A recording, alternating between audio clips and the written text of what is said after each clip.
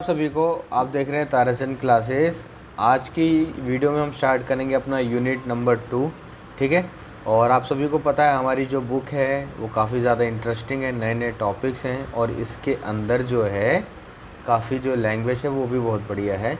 तो मैंने कोशिश करी है कि वीडियो जो यूट्यूब पे प्लेलिस्ट में अपलोड होगी वो बुक के टॉपिक वाइज चलेगी। जो जो इम्पोर्टेंट चीज़ें होंगी उनको एक्सप्लेन किया जाएगा एक ईजी लैंग्वेज के साथ। ठीक है, ताकि आपको जो मेन टॉपिक है ना वो समझ सको और एग्ज़ाम में क्या हो सके हम लिख सकें अंडरस्टैंडिंग के साथ। समझ आए मेरी बात? कि इसका मतलब ये है कि जो टॉपिक्स हैं वो बुक के हिसाब से ही चलेंगे, जैसे जो बुक्स में हमें दे रखा है उसी हिसाब से चलेगा, लेकिन एक्सप्लेनेशन है वो हो सकता है बुक से थोड़ा सा अलग हो। इसलिए आपको बुक्स अपनी ज़रूर पढ़नी है, एटलीस्ट 1 टाइम तो ज़रूर पढ़ लेना।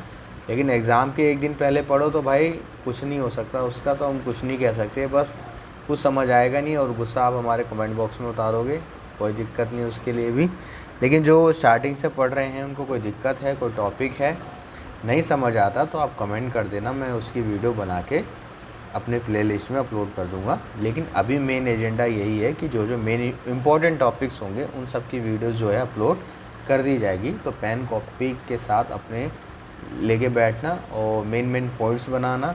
जब बुक्स पढ़ोगे तो आपको समझ आ जाएगा और कोई चीज़ आपको नोट्स में अपडेट करनी हो तो अपने हिसाब से वो सारी चीज़ें आप ऐड ऑन कर लेना ताकि आपका आंसर अच्छे से बन सके। ठीक है, आई होप आप मेरी बात समझ गए होगे जो मैं कहना चाहता हूँ। अगर निष्कर्ष में सीधा सा कहूँ तो निष्कर्ष सिर्फ इतना सही है कि ये जो प्लेलिस्ट है, ठीक है, जो अपलोड होगी ये इम्पॉर्टेंट टॉपिक्स की होगी। ठीक है, टॉपिक्स बुक के हिसाब से चलेंगे। जो एक्सप्लेनेशन है उसको इजी लैंग्वेज में करने की कोशिश करी गई है ताकि आपको अच्छे से समझ आ सके और एग्ज़ाम में हम लिख सकें बस। ओके, तो चलिए आज का हम टॉपिक स्टार्ट करते हैं अपना पदंती। यानी कि क्वेश्चन ये है कि पदंती क्या है, यानी कि मेथड क्या है। आपके विचार में पदंती अनुसंधान का एक महत्वपूर्ण हिस्सा कैसे है? अब अनुसंधान का मतलब होता है रिसर्च। ठीक है, अनुसंधान का मतलब क्या होता है भाई? रिसर्च। यानी कि एक कोई भी हम रिसर्च करते हैं, फॉर एग्जांपल जैसे पीएचडी लोग करते हैं या किसी टॉपिक के ऊपर, विषय के ऊपर रिसर्च करी जाती है तो उसमें मेथोलॉजी किस तरीके से योगदान देती है ताकि हमारी जो रिसर्च है ना वो सक्सेसफुल हो सके। ठीक है, अब ज़रूरी नहीं कोई रिसर्च हो, किसी भी चीज़ के बारे में अध्ययन करो, पढ़ो या क्या रिपोर्ट बनाओ, हर किसी चीज़ में मैथोलॉजी का प्रयोग किया जाता है और आपको समझ आएगा। चलिए स्टार्ट करते हैं। ठीक है, ऐसा क्यों? मैथोलॉजी एक तरह का सिस्टम है, एक सिस्टमैटिक आप कह सकते हो सिस्टम। किसी भी चीज़ को प्रस्तुत करने के लिए एक सिस्टम का प्रयोग किया जाता है जो किसी भी सत्यता यानी कि किसी भी चीज़ की क्वालिटी प्रायोरिटी को सत्यापन करता है। आपको समझ नहीं आया होगा, चलो पढ़ के समझ लेते हैं। पदंती मैथोलॉजी एक विशेष तकनीक, विधि या तरीका होता है जो किसी अनुसंधान या अध्ययन को संरक्षित यानी शेप करने और परिणाम को प्राप्त करने के लिए उपयोग में लाया जाता है। कि पदंती क्या एक तरीका, एक मेथड है जो किसी भी रिसर्च को एक सिस्टमैटिक तरीके से या उसको प्राप्त करने के लिए, उसको बनाने के लिए यूज़ करा जाता है। ठीक है, पदंती अनुसंधान का महत्वपूर्ण हिस्सा होते हैं क्योंकि ये किसी विज्ञान, साहित्य, सामाजिक विज्ञान, मनोविज्ञान, व्यापार, नीति निर्माण और अन्य क्षेत्रों में वैज्ञानिक अध्ययन के लिए सुचारू रूप में उपयोग होता है। यानी कि साइंटिफिक सिस्टम की तरीके ही, साइंटिफिक जब वर्ड हो जाता है तो आपको पता है जो परिणामों के साथ जिस पर विश्वास किया जाता है, ऐसा मेथड होता है पदंती। ठीक है, अब पदंती के अंदर क्या है, कुछ महत्वपूर्ण स्टेप्स हैं। ठीक है, अब कोई पूछे कि पदंती क्या, तो आप सीधा से इतना डेफिनेशन ही बोल सकते हो, बस खत्म। पदंती एक विशेष तकनीक या विधि का तरीका है जो किसी अनुसंधान या अध्ययन को संरक्षित, शेप करने और परिणाम को प्राप्त करने के लिए उपयोग में लाया जाता है। कहने का मतलब है किसी भी चीज़ को एक सिस्टमैटिक तरीके से प्रस्तुत करने के लिए जो तरीका यूज़ करा जाता है उसे पदंती कहते हैं। बस अगला टॉपिक, अगर इसके जो पॉइंट्स हैं वो देखते हैं। पदंती अनुसंधान का महत्वपूर्ण हिस्सा होने के कई कारण हैं। पहला, संरक्षित अध्ययन एक सिस्टमैटिक तरीके से इसका अध्ययन होता है। पद्धति अनुसंधान एक अध्ययन की संरचना तय करने में मदद करती है, यानी किसी भी रिसर्च को हम स्टडी करेंगे तो उसके स्टेप तैयार करती है। ये विशेष लक्ष्य समस्या या प्रश्न को परिभाषित करना, डेटा का संग्रह करना, विश्लेषण करने और निष्कर्ष निकालने की प्रक्रिया को संरक्षित करता है। फॉर एग्जांपल आप अपनी इग्नू की बुक्स ही देख लो, किस तरीके से पहला चैप्टर, दूसरा चैप्टर या पूरी यूनिट को डिज़ाइन करा गया है। आपको यूनिट पढ़ते हो तो उसमें बताता है पहला टॉपिक क्या है, प्रस्तावना क्या है, सारांश क्या है, और एंड में उसका निष्कर्ष सब कुछ दिखा देते हैं एक सिस्टम की तरीके से ना, ताकि हम उसको अच्छे से पढ़ सकें। वही इस बात में बोला गया है। इससे अनुसंधान की व्यवस्था और प्रबंधन को सुसंगठित किया जा सकता है, यानी अच्छे से प्रस्तुत किया जा सकता है। संग्रहण डेटा, पद्धति अनुसंधान में उपयोगी डेटा का संग्रहण किया जा सकता है, यानी कि उसे कलेक्ट किया जा सकता है। ये जो डाटा है वो सांख्यिकी भी हो सकता है, वो गुणात्मक रूप में भी हो सकता है। दोनों तरीके में ये डाटा प्रस्तुत हो सकता है जिसको कलेक्ट किया जा सकता है। ठीक है। वैज्ञानिक निष्कर्षों की प्राप्ति, पद्धति अनुसंधान वैज्ञानिक निष्कर्षों को प्राप्त करने के लिए महत्वपूर्ण है। इसमें निर्धारित प्रयोगों, तकनीकों, विश्लेषणों के मापदंडों का उपयोग किया जाता है जो संग्रहित डेटा को विश्लेषण करके नई जानकारी को उजागर कर सकते हैं। क्योंकि जब तक विश्लेषण नहीं होगा, जब तक प्रयोग नहीं होंगे, जब तक वो एक सिस्टमैटिक तरीका प्रस्तुत या वैज्ञानिक निष्कर्षों की प्राप्ति नहीं हो सकती। ठीक है। तो पद्धति के अंदर ऑलरेडी वैज्ञानिक तरीकों का, यानी कि निष्कर्ष, परिणाम और निष्कर्ष विश्लेषण, ये सब एक्टिविटीज़ को दोहराया जाता है जिसके ऊपर वैज्ञानिक भरोसा किया जा सकता है। इसलिए वैज्ञानिक तथ्यों में इस पद्धति का बहुत ज़्यादा यूज़ करा जाता है। ठीक है। देखो वर्डिंग बहुत ज़्यादा हार्ड है, टिपिकल्स हैं चीज़ें, लेकिन उनको जितना कोशिश करा गया सरल बनाने की कोशिश की है। थोड़ा सा दिमाग लगाओ, सब चीज़ें सारी क्या हो जाएंगी, समझ आने लग जाएगी। जैसे थाली में खाना होता है ना, ऐसा नहीं कि सारा एक बार में हजम हो जाता है, धीरे धीरे खुद ही अपने हाथ से खाना पड़ता है। तो उसी तरीके से स्टडी है, एक बार में समझ नहीं आएगा ये चीज़, क्योंकि पूरे स्कूल टाइम में नहीं पढ़ी है ये वाला टॉपिक, एकदम से ग्रेजुएशन में मिला है, तो थोड़ा बहुत तो अंडरस्टैंडिंग करने में दिक्कत आएगी। और ऐसा बिल्कुल होगा तो घबराएं नहीं। ठीक है। थोड़ा सा पेशेंस बनाए रखें, बस समझ आ जाएगा।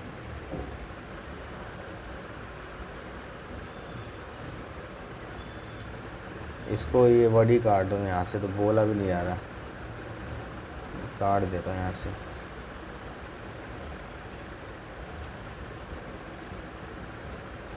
चलिए, विश्वसनीयता यानी कि ट्रस्टवर्दी। ओके, ट्रस्टवर्दी, भरोसा तो होगा, जब वैज्ञानिक मेथड है तो ट्रस्ट तो होगा ही भाई। पद्धति अनुसंधान एक अध्ययन की प्रामाणिकता और विश्वसनीयता को सुनिश्चित करने में मदद करती है। ये वैज्ञानिक अनुसंधान के लिए एक मान्यता प्राप्त करने वाली प्रक्रिया होती है जो दूसरे अनुसंधानकर्ताओं द्वारा पुष्टि की जा सकती है। यानी कि एक तरह से जो भी इसके अंदर रिजल्ट है जो प्रस्तुत किया गया उस पर पूरी तरीके से विश्वास किया जा सकता है, और अगर किसी को भरोसा नहीं है तो उसकी जांच भी वो करवा सकते हैं अपने स्वयं की संतुष्टि के लिए। तो पद्धति पूरी तरीके से भरोसे की चीज़ है। बस प्रगति अभिवृद्धि, पद्धति अनुसंधान नए विचारों, अभिप्रेतियों और सिद्धांतों की खोज और विकास को प्रोत्साहित करती है। क्योंकि देखो जब जब रिसर्च होगी, जब जब विश्लेषण होगा तो नई रिपोर्ट सामने आएगी। आज समय ऐसा है जो संसाधन प्रयोग हो सकते हैं, उससे ये रिजल्ट सामने आ रहा है। जैसे जैसे समय बदलेगा वैसे वैसे नई चीज़ों के रिजल्ट भी सामने आते रहेंगे। तो वही बात इसमें बोला गया है। यह अनुसंधानकर्ताओं को नए दृष्टिकोण, नवीनता के साथ कार्य करने की संभावना प्रदान करती है और उन्हें नए क्षेत्रों में विशेषज्ञता प्राप्त करने में मदद भी करती है। और सबसे बढ़िया एंड में निष्कर्ष निकालना, कोई भी मैटर हो, कोई भी चीज़ हो, उसका निष्कर्ष तो होना ही चाहिए, क्योंकि सारी चीज़ों को सामान्यता बताया जा सके। पद्धति अनुसंधान के अंतिम चरण में विश्लेषण के आधार पर निष्कर्ष निकाला जाता है। ये परिणामों, उपयोगिताओं के आधार पर संशोधन के लिए निर्धारित होता है और विचारों, अभिप्रेतियों या सिद्धांतों की पुष्टि करने के लिए उपयोग किया जाता है। ठीक है। तो आई होप आपको ये सारी चीज़ समझ आई होगी कि पद्धति कितना यूज़फुल है अगर सिंपल बोला जाए, पद्धति एक सिस्टमेटिक तरीका है, एक वैज्ञानिक है, ठीक है, वैज्ञानिक मेथड है, ठीक है, संरचित अध्ययन है, और इसके अंदर जो जो भी डाटा है वो संग्रहण किया जा सकता है, चाहे वो संख्यात्मक हो चाहे गुणात्मक हो। वैज्ञानिक निष्कर्षों की प्राप्ति होती है, इस पर भरोसा किया जा सकता है, और प्रगति और वृद्धि के ऊपर ये ज़्यादा बात करता है कि जैसे जैसे समय बदलेगा वैसे वैसे ये और चेंजेस की भी बात करता है, ताकि अच्छे सत्य तथ्य हमें प्राप्त होते रहें, और निष्कर्ष ये हमेशा निकालने के योगफुल है कि कभी भी इसमें रिसर्च होगी पद्धति का तो उसमें निष्कर्ष निकलना आवश्यक है। तो पद्धति हमेशा इस पर फॉलो करती ही है, ठीक है। तो ये सारांश है उसी का सारा। तो इस प्रकार पद्धति अनुसंधान एक महत्वपूर्ण हिस्सा है जो अनुसंधान प्रक्रिया को संरक्षित करने, वैज्ञानिक निष्कर्षों को प्राप्त करने और वैज्ञानिक समुदाय को प्रमाणित और विश्वसनीयता प्रदान करने में मदद करता है। इसके द्वारा अनुसंधानकर्ता वैज्ञानिक मानकों का पालन करते हुए अपनी अध्ययन प्रक्रिया को संरक्षित कर सकते हैं और निष्कर्षों को समर्पित कर सकते हैं, यानी कि जो रिजल्ट निकला है उसको पेश कर सकते हैं। इससे वैज्ञानिक समुदाय को उच्चतम स्तर की प्रामाणिकता, यानी कि जो रिजल्ट है जिस पर भरोसा करा जा सकता है, प्रतिस्पर्धा और नवीनतम की सुनिश्चितता क्या हो सके मिलती है, ठीक है। यानी कि नए रिजल्ट भरोसे के लायक जो हैं जिन्हें स्वीकार भी किया जा सकता है, उसमें ही पद्धति में मदद करता है, ठीक है।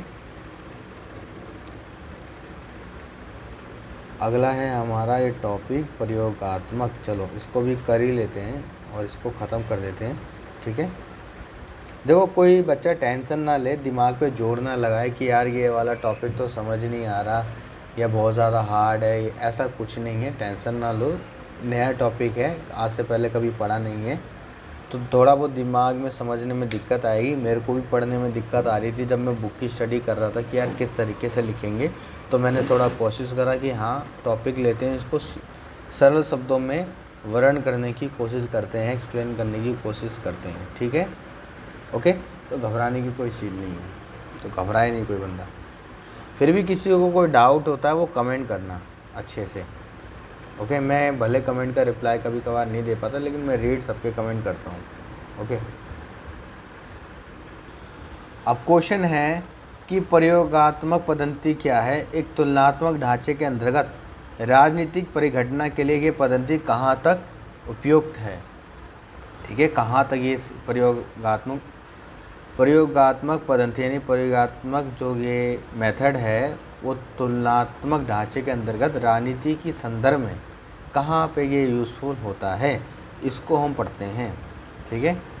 देखो प्रयोगात्मक पद्धति क्या, एक वैज्ञानिक है भाई, वैज्ञानिक अध्ययन है, ठीक है ना, एक साइंटिफिक तरीका है, ठीक है। प्रयोगात्मक पद्धति एक वैज्ञानिक तरीका है जिसमें संगणना, प्रयोग, तालिकांकन के माध्यम से तथ्यों का परीक्षण और मापन किया जाता है, ठीक है। आपको ये वर्ड समझ नहीं आया होगा, तालिकांकन, ये क्या भाई बोल दिया, अभी बता देता हूँ। देखो अभी जो भारी वर्ड मिल गए ना हमें इसके अंदर, प्रयोगात्मक एक वैज्ञानिक पद्धति है वो तो है ही, जिसमें संगणना का मतलब होता है जनगणना, ठीक है, जनगणना, और तालिकांकन का मतलब होता है तालिकाएं। जो एक स्कूल में पढ़ते होगे टेबल, टी फॉर्म में जो डाटा प्रस्तुत किया जाता था, कुछ इस तरीके से टी फॉर्म जिसे बोला जाता था, वो है ये तालिकाएं, टेबल एक तरह से कह सकते हो। चलिए, प्रयोगात्मक पद्धति वैज्ञानिक अध्ययन का ढांचा है जिसमें जनगणना, तालिकाओं के माध्यम से तथ्यों का परीक्षण और मापन किया जाता है, यानी कि सबको एक टेबल में लिखना और फिर उसका अध्ययन करना। इस पद्धति का उपयोग वैज्ञानिक अध्ययनों, प्रयोगशालाओं और अनुसंधान के कार्यों में किया जाता है, यानी कि रिसर्च वगैरह में, ताकि नई ज्ञान प्राप्त किया जा सके। नए ज्ञान का मतलब है नई जानकारी प्राप्त की जा सके और सिद्धांतों की पुष्टि की जा सके। यह पद्धति राजनीतिक परिघटनाओं के लिए उपयोगी है, ठीक है। सिंपल सा आप इतना लिख सकते हो। अगर हम इसको आंसर को छोटा करना चाहें ना, आंसर को हम छोटा कर देते हैं। चलो चलो मैं यहाँ से काट देता हूँ।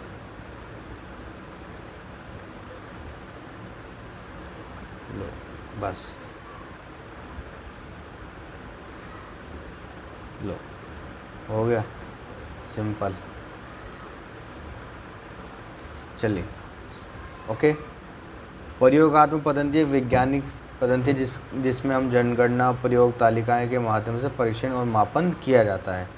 ये राजनीतिक परिघटनाओं के लिए उपयोगी हो सकती है, खासकर जब हम अलग अलग नीतियों और प्रशासनिक उपायों के परिणामों को तुलनात्मक ढंग से मापना चाहते हैं। ठीक है, इस पद्धति के अनुसार हम विभिन्न परिचालनात्मक और आवश्यकता अनुसार मापदंड निर्धारित करते हैं, जिन्हें उपयुक्त संख्यात्मक विश्लेषणात्मक तकनीकों का उपयोग करके मापा जा सकता है।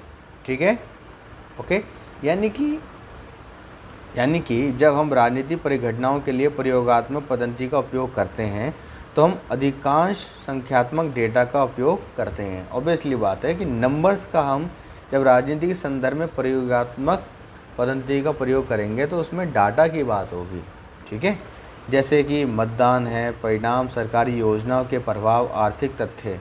और आपने अपने देखा ही होगा न्यूज़ चैनल्स में जब भी कभी इलेक्शन वगैरह हो, वहाँ पे डाटा की बात हो रही है, नंबर्स ऑफ पीपल्स की बात हो रही है, कितने नंबर्स हैं उसकी बात होती है। ठीक है ओके। इस डेटा को समीक्षात्मक तकनीकों के माध्यम से विश्लेषण करते हैं, यानी कि एक अच्छी तकनीकों के द्वारा इन सब का क्या करा जाता है, अध्ययन करा जाता है और तुलनात्मक नतीजों तक पहुँचते हैं। ये हमें विभिन्न नीतियों और उपायों के प्रभावों को समझने में मदद करता है और नीतियों को प्रभाविता का मूल्यांकन करने में सहायक साबित हो सकता है। क्या होता भी है, जैसे कि जब क्या कहते हैं चुनाव होते हैं तो डाटा बताया जाता है कि इस नेता की ये पॉलिसी की पब्लिक रिक्वायरमेंट ये है, तो उस हिसाब से गवर्नमेंट पॉलिसी अपने एजेंडा ये सब बनाते हैं जो कि उनके चुनाव में कहीं ना कहीं यूज़फुल होता है।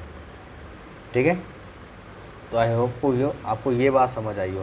देखो ज़रूरी नहीं होता कि जो यहाँ लिखा हुआ है आप वही लिखें, आप इससे सरल शब्द में अपने हिसाब से लिख सकते हैं तो आप वो भी लिखें, कोई दिक्कत नहीं है। आगे देखते हैं। राजनीतिक परिघटनाओं को विश्लेषण करने के लिए प्रयोगात्मक पद्धति का उपयोग करना बहुत महत्वपूर्ण होता है। इस पद्धति के अंतर्गत हम राजनीति, नीति, निर्णय और कार्यक्रमों के प्रभावों को माप सकते हैं, उन्हें तुलनात्मक ढांचे में रख सकते हैं, कंपैरिजन कर सकते हैं। ठीक है, इससे हम विभिन्न नीतियों और कार्यों के मद्देनज़र प्रभावों को समझ सकते हैं और उनकी प्रभाविकता का मूल्यांकन भी कर सकते हैं। ठीक है, यानी कि कौन अच्छा है कौन ख़राब है, इस मेथड के द्वारा हम अपना एक सही निर्णय बना सकते हैं। ठीक है, अब वही सारे पॉइंट्स बताएं। इस पद्धति का उपयोग करके हम राजनीतिक परिघटनाओं को निम्नलिखित पहलुओं को तुलनात्मक ढंग से माप सकते हैं। पहला है नीतियों को प्रभाविता, यानी नीतियों को प्रभावित कर सकते हैं पॉजिटिव वे में। प्रयोगात्मक पद्धति नीतियों के प्रभाव को मापने में मदद कर सकती है। हम विभिन्न नीतियों को संचालित करने के लिए मापदंड स्थापित करके उनकी प्रभाविता का मूल्यांकन कर सकते हैं। सीधा सा समझ सकते हो कि पब्लिक में क्या क्या रिक्वायरमेंट चल रही है, तो उस हिसाब से हम पॉलिसी बना सकते हैं जिससे ज़्यादा से ज़्यादा लोग क्या हो सकते हैं, गवर्नमेंट की तरफ अट्रैक्ट हो सकते हैं। ठीक है ओके। जैसे जो अगर बात करी जाए, जैसे कि आज के टाइम में रोज़गार इन सब की बहुत ज़्यादा बातें हो रही है, तो गवर्नमेंट का भी जो अभी प्रभाव है वो रोज़गार के ऊपर ज़्यादा है कि ज़्यादा से ज़्यादा यूथ को नौकरी वगैरह दी जाए।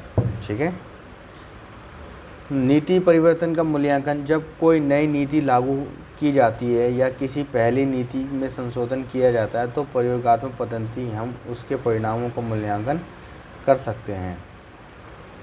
पार्टी या नेता के प्रदर्शन का मूल्यांकन, ऑब्वियसली बात है, इस पद्धति का उपयोग करके हम विभिन्न राजनीतिक पार्टियों या नेताओं के प्रदर्शन का मूल्यांकन कर सकते हैं। विभिन्न मापदंडों का उपयोग करके उनके कार्य क्षेत्र, नीति और प्रदर्शन की तुलना भी हम कर सकते हैं कि वो व्यक्ति कितना प्रभावशाली है कि नहीं है। ठीक है,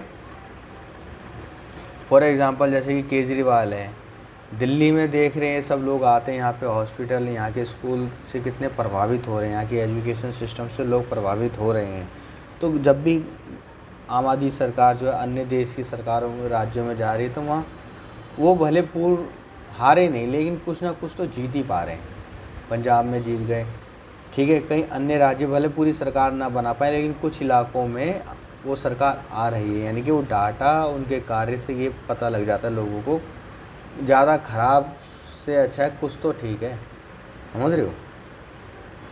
कहने का मतलब है ख़राब तो सब हैं, ये हो सकता है कि थोड़े कम ख़राब हैं बस, जिनकी वजह से इनको हर जगह क्या मिल रहा है, थोड़ी बहुत जगह मिल रही है और ये अच्छा काम भी कर रहे हैं। कहीं ना कहीं देखो कमी बढ़ती तो रहती ही है, कहीं अच्छा है तो कहीं बुरा है। ओके, तो हमें अपने प्रीवियस गवर्नमेंट के बिहाफ पे देखना चाहिए कि जो पहले की सरकारें थी उस टाइम हमें क्या मिलता था और आज की सरकारें हमें क्या मिल रहा है। तो इस हिसाब से पॉजिटिव निष्कर्ष निकाल के आप खुद तुलना कर सकते हैं, ठीक है, ना है किसी की तरफ अट्रैक्ट होना। चलो, नीतियों के प्रभाव पर वास्तविकता का मूल्यांकन। प्रयोगात्मक पद्धति से हम राजनीति नीतियों के प्रभाव का वास्तविकता का मूल्यांकन भी कर सकते हैं कि गवर्नमेंट ने जो पॉलिसी बनाई है वो किस हिसाब से कितनी सक्सेसफुल है, कितनी प्रभाव है। प्रयोगात्मक पद्धति का हम इस्तेमाल कर सकते हैं, ठीक है। ये इसमें क्या करता है, मदद करता है। प्रयोगात्मक पद्धति, ये कलर बदल गया।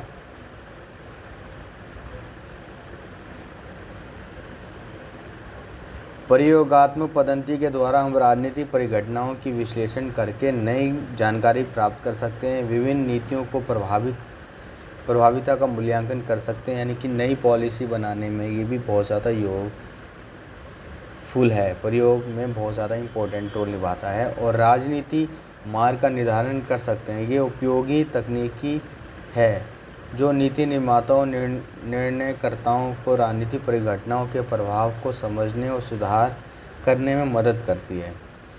प्रयोगात्मक पद्धति एक वैलिड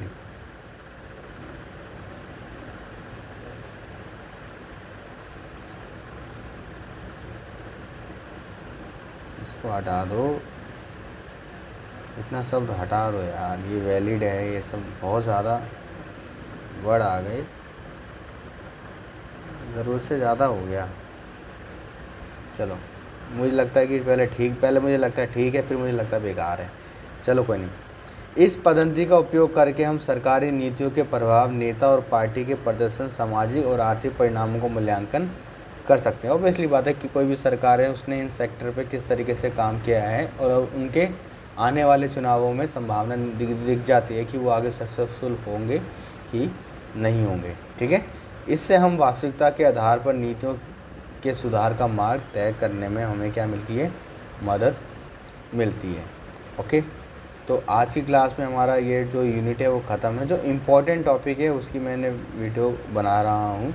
अगर कुछ रह जाता है, ठीक है, आपको लगता है कि यार ये थोड़ा इम्पोर्टेंट है, कि हमें समझ नहीं आ रहा, तो आप कमेंट कर देना, मैं उसकी वीडियो ज़रूर बना दूँगा, आप टेंशन ना लो, ठीक है। ओके, लेकिन पहली बारी में ये हो सकता है कि आपको ये टॉपिक समझ ना आए, इसलिए आप बुक्स अपनी ज़रूर पढ़ें और कॉपी पेन ज़रूर लेके बैठें, अच्छे से रीड करें, तो आपको सब समझ आएगा, टेंशन ना लो।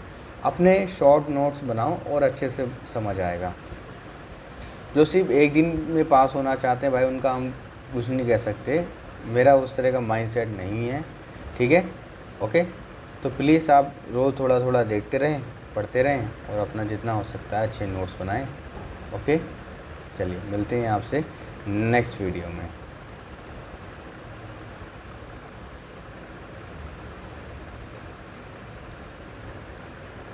अरे अच्छा समय, अच्छे से पढ़ो, कोई दिक्कत नहीं है, टॉपिक अच्छा है। जो लोग प्रोफेसर बनना चाहते हैं उसमें बहुत ज़्यादा यूज़फुल है ये टॉपिक।